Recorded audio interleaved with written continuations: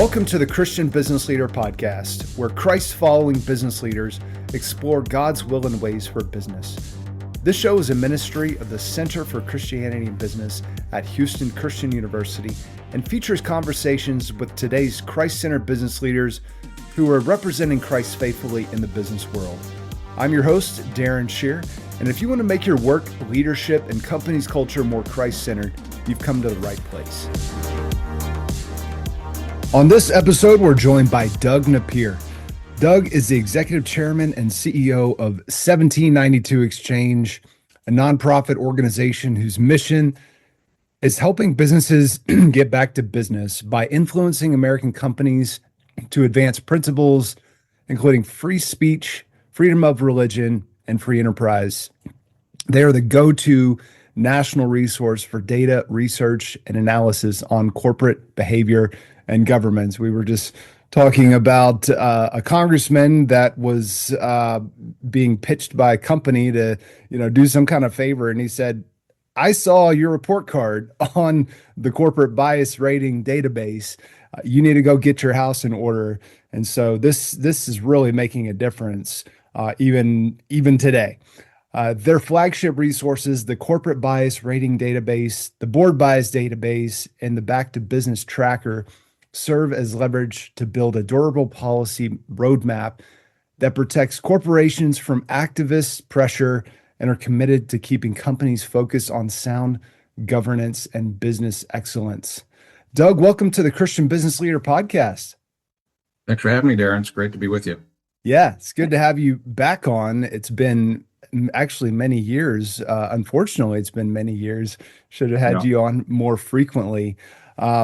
Excited to have this conversation and for you to open our eyes up to what is going on in these companies that we are all patronizing even today with our dollars, and some of us work at. So, Doug, when did you first realize God wants to be involved in your work in business and law? Well, for me personally, that actually occurred when I was at seminary. I always thought I was going to be a lawyer. I grew up in a family of lawyers. I went to college, got a degree in business and finance. I thought, I really want to serve God, so I guess that means I need to go to seminary. And yet it was one of my professors at seminary that said, what are you going to do when you get out of here? And I said, wasn't quite sure. And he said, what were you going to do before you came to seminary? So I was going to be a lawyer. He said, well, don't you think God needs Christian lawyers? And I said, does that count? And so this whole concept that, there's not a sacred secular divide. We are all under God's sovereignty. It's, as C.S. Lewis talks about, every square inch. It's claimed by God and counterclaimed by Satan, but it's all under God's domain.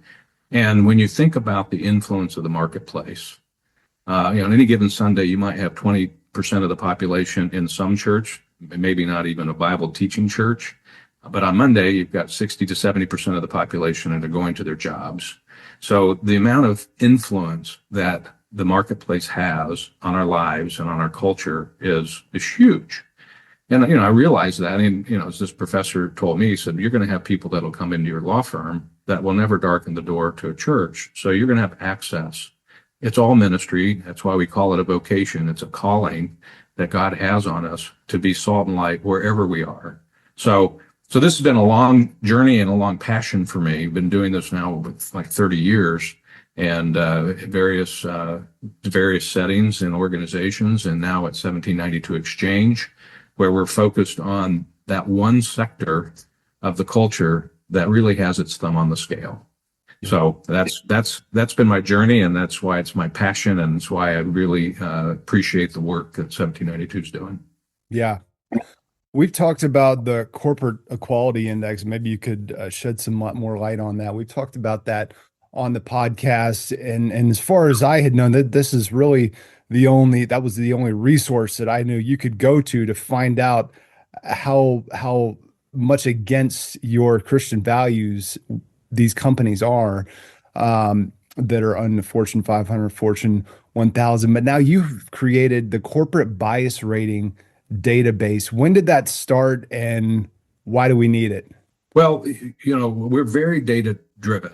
And the nice thing about data is facts are facts. You can argue and spin them however you want to, but facts are facts, and they speak volumes about whatever you're describing. And in this particular case, we have about 30 data points that we draw from public sources about company behavior.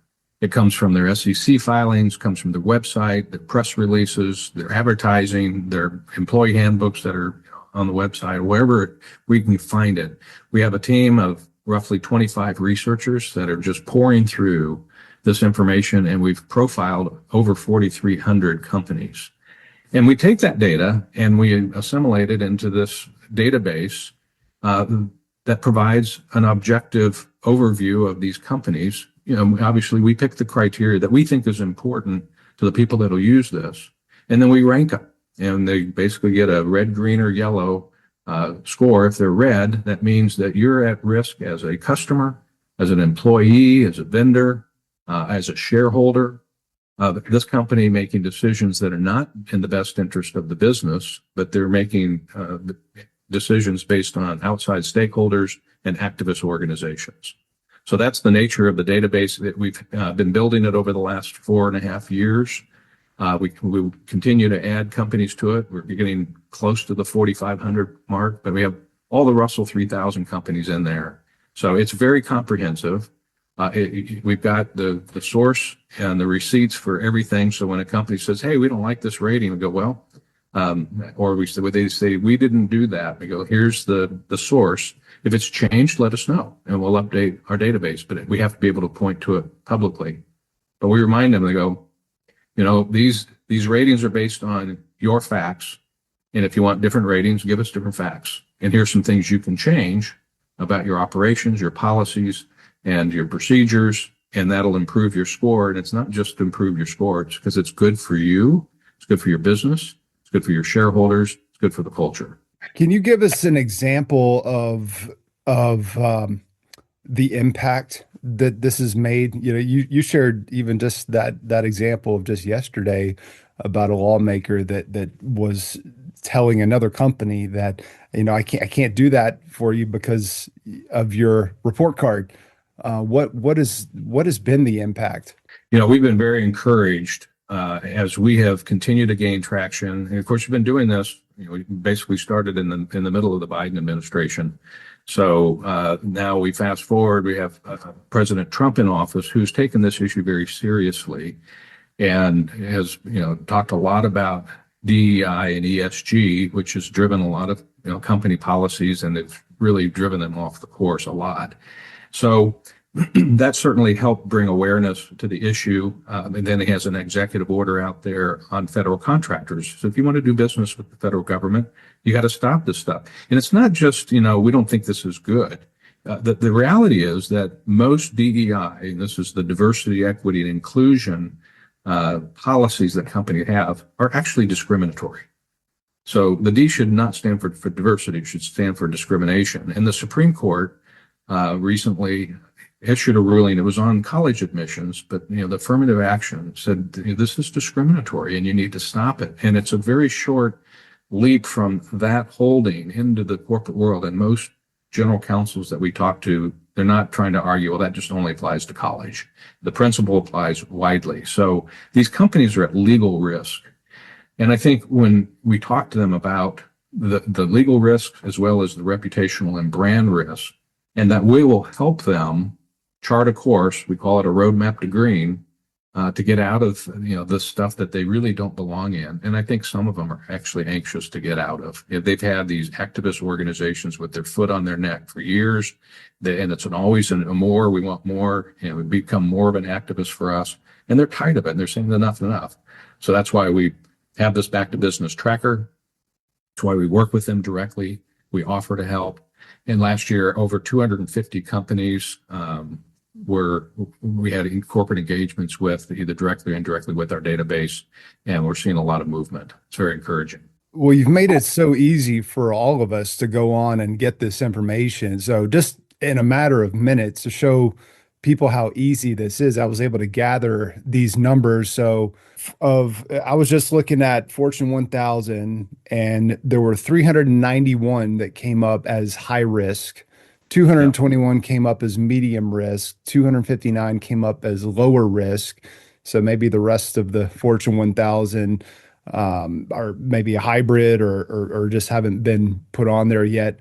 104 companies are providing abortion travel and lodging for their employees. Again, these are the largest companies in the world. 479, so half of them were providing transgender health care.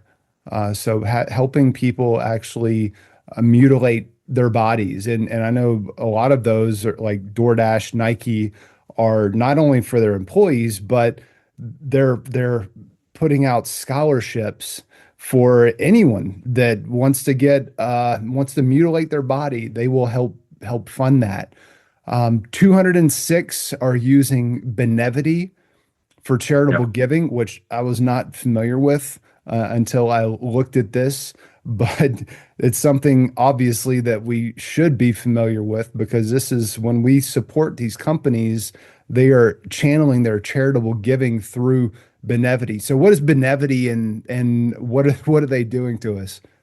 Yeah, and Benevity is really worth explaining because there are a lot of companies don't even understand what Benevity has done to them. So Benevity is basically a software as a service organization. They come in and they help these large companies that have charitable match programs. So, we laud companies that are generous, and they have these employee match programs where if you give $1 to a charity, you can get the company to match it, usually 1-for-1. So that's a great program. Problem is, they say, well, we don't know how to manage all of this. So they bring in Benevity, and Benevity sets up the program and the software, and there's a portal that employees can go in and they can put their receipts in there and try to get the match. That all sounds good and fine until we discovered that Benevity is using the Southern Poverty Law Center's hate map and hate list to filter out worthwhile organizations. I mean, the Southern Poverty Law Center, which has been in the news recently because they're under federal indictment, we've known for a long time that this was just a smear organization, and that their hate list, which they describe as, well, these are all the organizations that foment hate. No, the hate list is all the organizations that they hate because they stand for Christian and conservative values. And then that they show up in their filter, and Benevity adopts the SPLC hate list as a filter for these companies. And some of the companies we've talked to were unaware that the SPLC filter was actually built into the Benevity framework. And then when they confronted them, they said, oh yeah, it's in there, but it's, we can turn the filter off. But the default was turned on. Now, Benevity has tried to backwalk on this and say, well, no, it's not on anymore. It's not the default anymore. You have to flip it on. Shouldn't be in there at all. It's been so discredited. The SPLC is paying folks in white supremacist groups to stir up trouble, like the Charlottesville thing. And then they're raising money off it. And so, it's absolutely discredited. And so we wrote letters to over 200 companies, hard copy letters and emails, as well as to Benevity, and saying, Benevity, you've been on notice. We wrote to you about this last year. Now they're under indictment. It is time for you to separate from the Southern Poverty Law Center. Come out publicly, and come out quickly, and come out absolutely unquestionably against using the SPLC list, because we knew the groups that were being excluded, groups like Turning Point USA, focus on the families on their list. So what does that do to all of those employees, those Christian employees, those conservative employees that want to give to their groups, and they can't because they're on the naughty list? So that's why Benevity is so important. And employees need to find out if they're, they'll know because they have to log into the Benevity portal. If they're using this, they need to go talk to their company and say, you need to be aware that Benevity is using this filter. You need to tell Benevity to stop doing this. Get it out. Not just turn off the filter. Get it out of their software entirely. Yeah. And even if they're not supporting through their company, they're supporting through their tax dollars, because I was seeing on their website that they have this grant engine where they're trying to make it real easy for liberal causes to get funding from the government, right? And I just found this out recently that the Biden administration had given away about $7 trillion during its tenure to these kinds of organizations. So it's also happening through the grant awarding process. This administration is very much aware of that. And of course, one of the first things they did, and it was part of DOGE, is they got rid of USAID, where a lot of that money was going out. It was going out to other countries. It was circulating to other small organizations. There was no accountability. There was no following the money, no audits to make sure that the programs were actually doing. And we saw that. We saw this show up in Minneapolis, at daycares that have no kids, and they're receiving all these federal dollars. So the good news is the administration is addressing that. And I think that in the future, we're going to see a lot of differences in that grant processing. And I think the other thing that we'll see is there are a lot of Christian organizations who have either been excluded or they were afraid to get a grant because of the federal requirements that they were putting on it. You have to check these boxes that you don't discriminate and all these things that, again, don't apply to their mission or actually violate their mission. And so I think those rules will change too.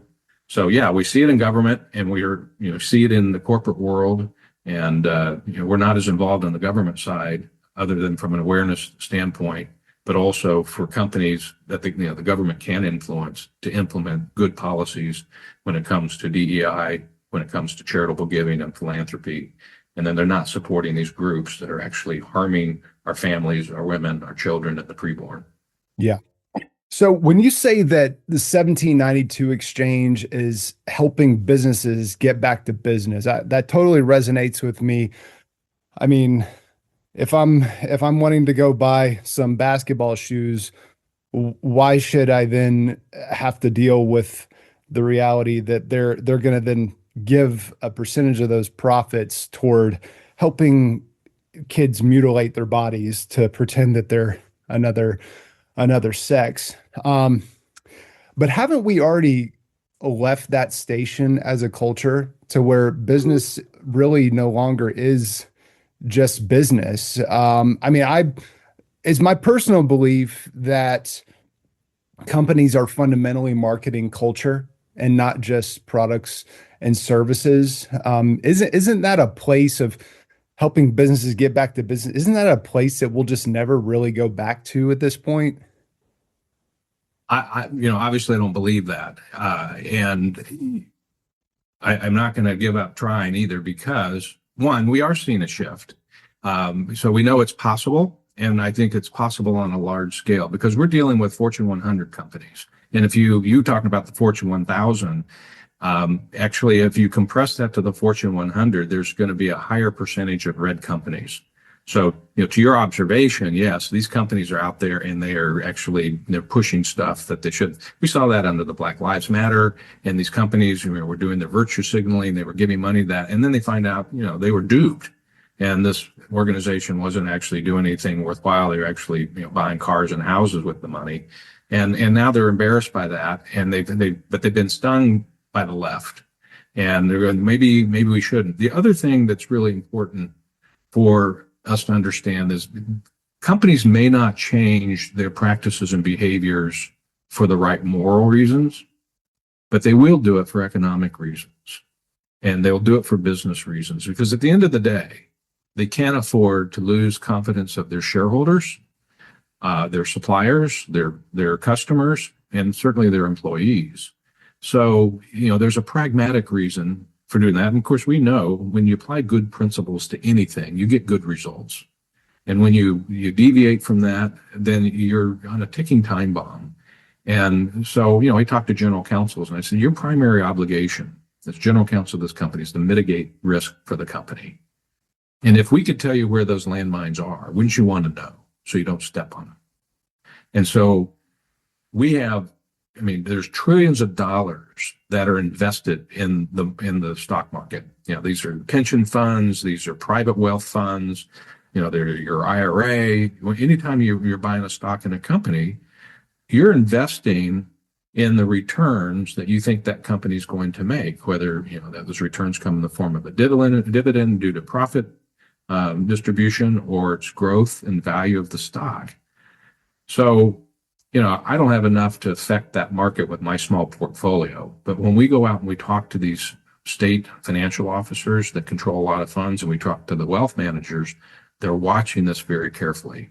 We all remember when some person in marketing at Bud Light put a trans guy on the side of a beer can, and overnight they lost $100 million in capitalization.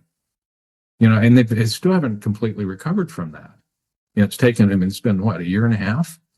So companies are now much more sensitive to the loss of value, the loss of brand reputation, and now they're also having to face legal risk.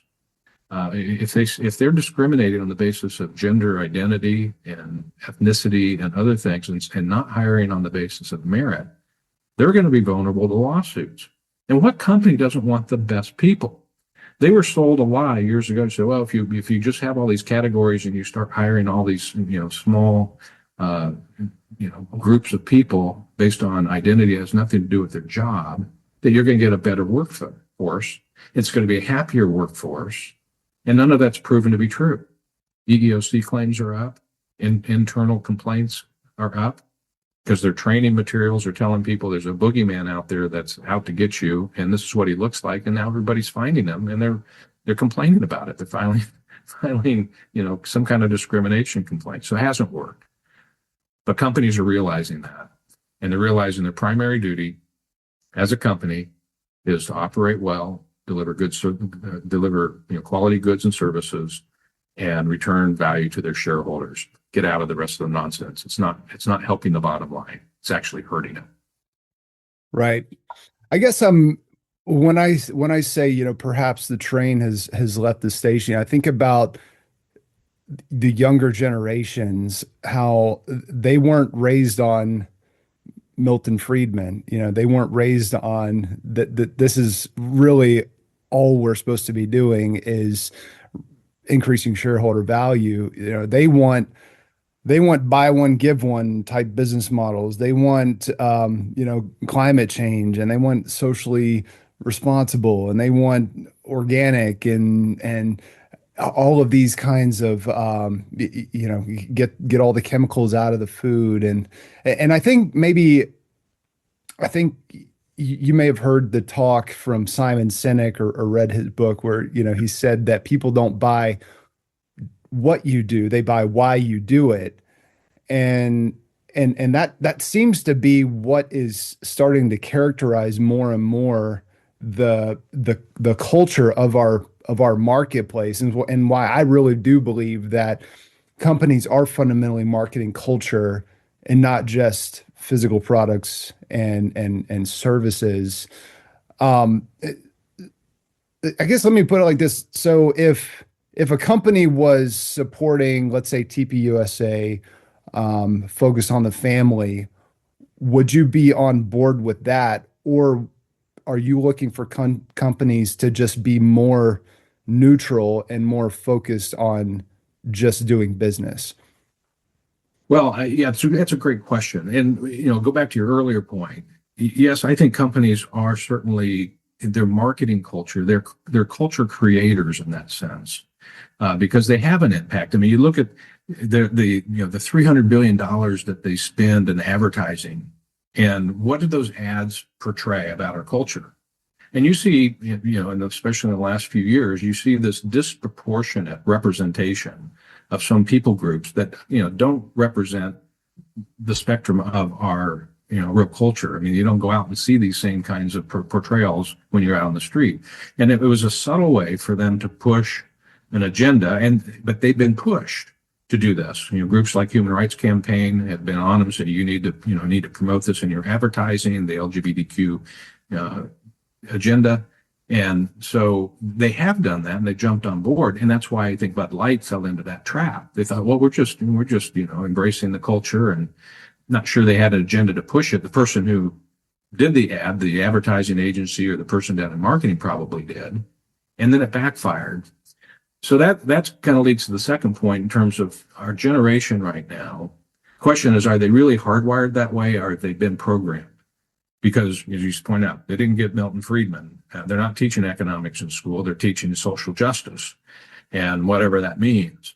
And so they're getting sensitized or programmed to think that these things are somehow more important. That's why we have, really an influx of socialists right now, because they don't understand economics, and they think if I can get something for free, or if I can, the companies have unlimited funds. These are all big, rich billionaires, and we want some of that.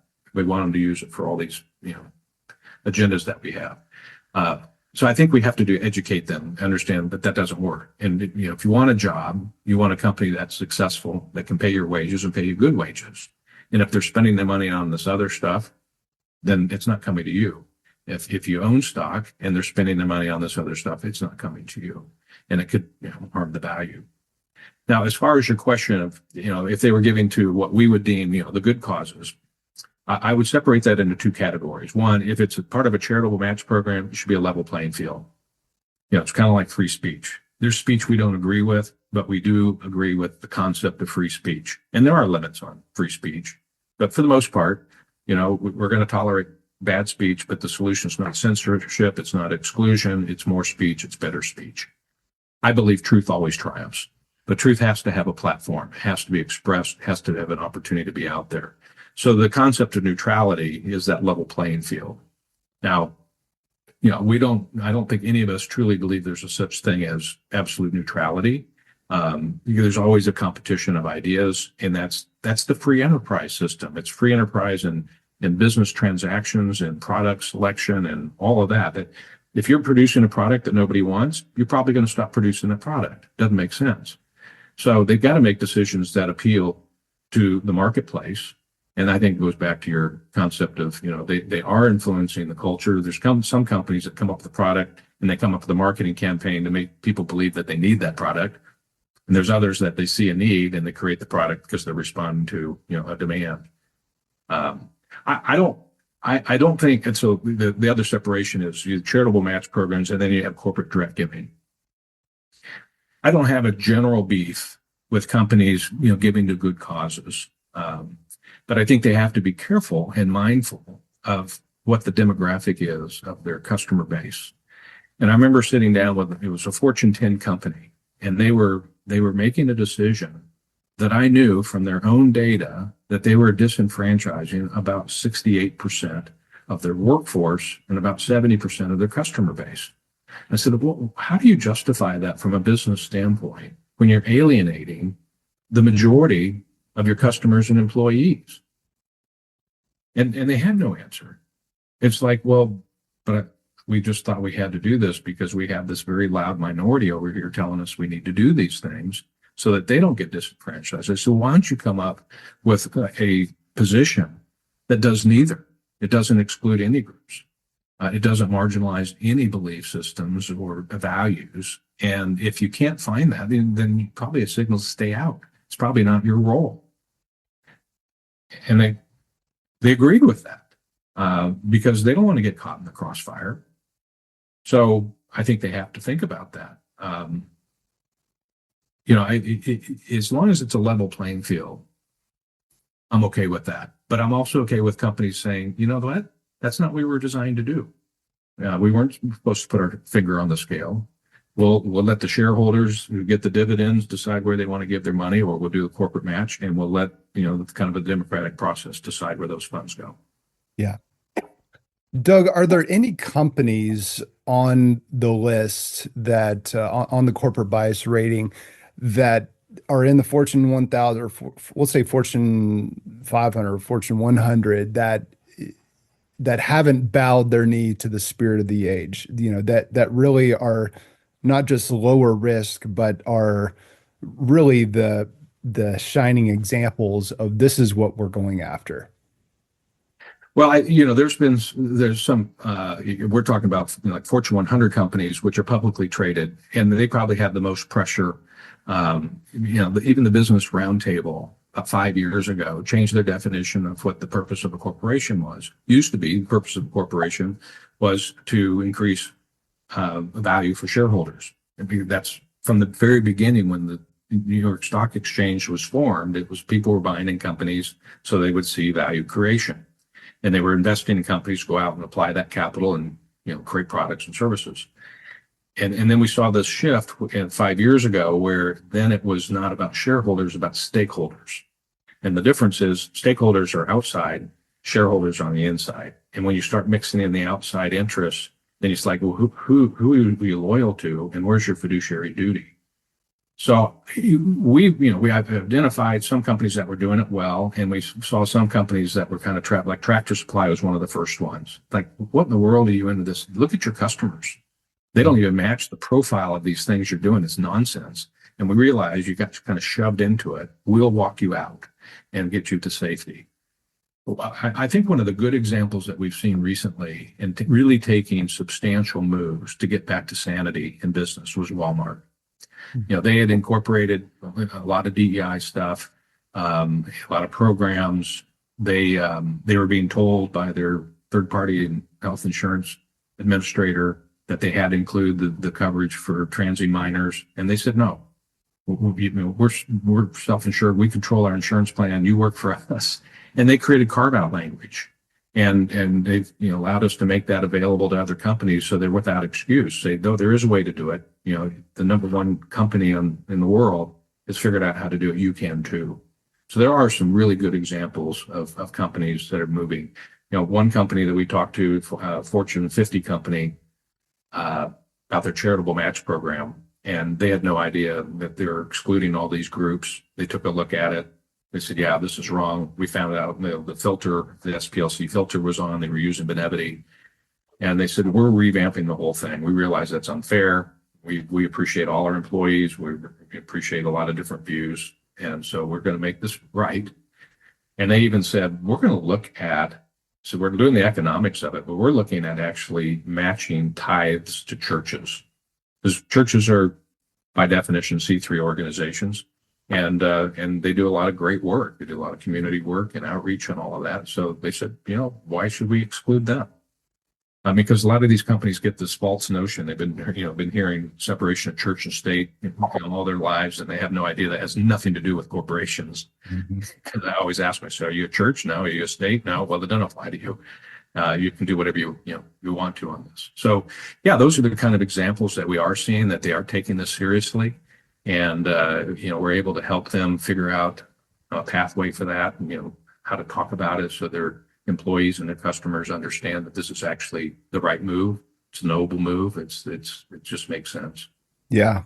And I remember it wasn't very long ago when it came out in the news that Tractor Supply and Lowe's and Harley Davidson and several others kind of all together sort of, I guess one of them said, we're heading this way. Who's coming with us? And so is that part of the strategy is because I mean, that's tough when it's just your company alone out there in the headline, but when it's in a list of several different companies, it sounds more like, oh, this is where the culture is heading. Well, what we had a lot of those conversations, and there were a lot of folks that didn't want to be the first one to come out and do the right thing. They're worried about the blowback. And what's interesting is the conservative right tends to be pretty well behaved. They're not flamethrowers. We're not flamethrowers. We don't go in there and start throwing stones at them. We go in there, we say, with an open hand, not a clenched fist. We want to help them. But they know that the left is unforgiving. And you're a friend as long as you're doing what they want you to do. And so, and we had to let them know, you'll probably get some blowback from some of these activist groups that, you've been doing their bidding for. But here's how you respond to it. And you'll be okay, because your customers, you probably gain market share. And where there's companies in the same sector, we have Dick's Sporting Good and then we have Academy. Academy's green. And we know of examples of people shifted their business on the basis of that. I said, so you got to think about it widely. You may already be losing business because of the position. You're worried about losing more. And in no cases have we seen, there were some, folks that tried to rattle their sabers a bit and say, we need to boycott. Boy, we know boycotts don't generally work anyway. And nobody suffered as a result of this. And I think almost every business has gained and none of them have lost market share or market value. And I think being able to show that, say, here's some bold pioneers. They stepped out front. We got our back to business tracker. Now we've got over 25 companies that we have specifically called out. Then there's another 200 that are making moves that we just haven't been able to update and report yet. And we have calls every week with Fortune 1000 companies, and those are good conversations. Yeah. Very few are entrenched. There's a few. They say, no, we're not changing. We like what we're doing. Well, good luck to you. Yeah. Yeah. When you change your mind, give us a call. Well, I could go on this conversation for hours. I would love to just hear, but so much to that information. Again, 1792exchange.com. We can go and we can get the information about these companies that you and your team are so diligently recording for us. And companies, somebody listening works in one of those big companies, publicly traded companies, and I just talked to one of them yesterday that actually was with Duncan and now is not, but would have loved to know about your organization to introduce somebody on the in the executive level of the company, somebody that's got some decision-making power, to know that, hey, this is not only the company that has the data about this, but can also provide the legal advice and the PR guidance to walk back some of these things that are just really bad for the company and bad for society as a whole. And you make a very good point. And for those of your listeners that work for these companies and they look up the rating, they see that it's yellow or red. They can download the profile and the brief on that company. They'll get the detail of what's all in there. And I think it's if they feel comfortable and brave enough to do it, to go in and ask somebody, make sure that the company's aware of it. If they should be, most companies are, and say, why is this in best interest of the company? Why that you're doing all these things? Doesn't it make sense to get out? And what are you doing about that? Because as an employee, and sure, I share the same sentiment as all of my fellow employees. We're concerned about waking up one morning and there's been this black swan event, and we all get a pink slip because you've lost market share, you've lost capital value. So I think that it does equip these employees with the ability to point to it, even if they don't say, hey, we saw this corporate advisory. What do you guys think about that? What are you doing with that? Start the conversation. My guess is that they will find others in the company that share those same views, but that we've been told to keep our mouth shut and just keep our head down. But I think it's time now for us to at least start helping with that effort. Our whole objective is just shine a light on it. Just shine a light on the facts. Let the facts speak for themselves, and let companies wiggle around and squirm and see if they can come up with a rationale why this makes sense. Because they have a hard time coming up with any reason why they need to do this. Yeah. The only reason is because it had a gun to their head, either by the federal government or by these organizations that they have allowed. And then all of a sudden you go, you know what? You have the power to disarm them. Yeah. Just kick them out. Last year, we've been talking to companies about just separating their relationship with the Human Rights Campaign. Last year, we saw a 65% decrease among Fortune 500 companies participating in CI. That's a seismic drop. I mean, it's shockwaves through. And now a lot of other companies, we know this next year will follow suit because they realize it's not helping them. It's toxic. It's damaging to their reputation. It creates risks. And it reveals the fact that, so like we talked about before, they're transient minors. And we have a separate list on just those companies. And there's a lot of them, as you pointed out. Yes. Well, this is fascinating, Doug. Thank you for the important work you're doing. It's been so good to have you back on the show. 1792exchange.com is the website. Everybody go and check it out. Doug, thanks again. Thank you, Darren. It's been great to spend this time with you. Thanks for listening to this episode of the Christian Business Leader Podcast. Be sure to subscribe, leave a review, and tune in for the next episode as we continue exploring God's will and ways for business.